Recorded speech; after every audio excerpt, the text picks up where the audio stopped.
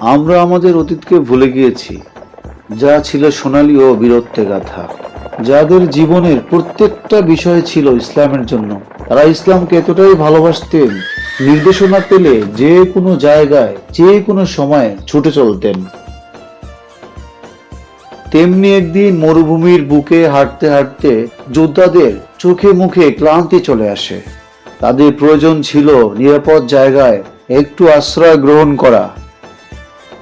তারা পাহাড়ের গুহার দিকে চলে যান এবং ভিতরে প্রবেশ করেন। তাদের প্রতিটি মুহূর্ত ছিল অত্যন্ত মূল্যবান। তাদের দলনেতা সব সময় তাদেরকে উজ্জীবিত রাখতেন এবং সাহস যোগাতেন।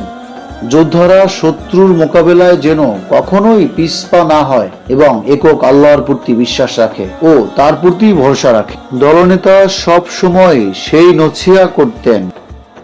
তিনি আল্লাহর প্রতি সন্তুষ্টি জ্ঞাপন ও প্রার্থনা করতেন। তেমনি ভাবে দলনেতার কথাগুলো যোদ্ধারা খুব মনোযোগ দিয়ে শুনছিলেন।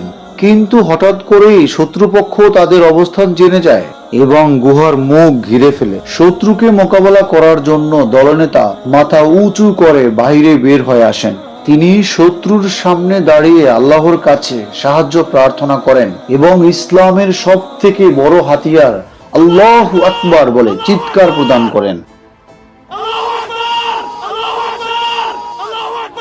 সকলের এক সুরে আল্লাহু আকবার বলে চিৎকার শত্রুদের মনে ভয়ে কাঁপন ধরে যায়। তারা যে যার মতো করে পালায়ন শুরু করলো। সুবহানাল্লাহ।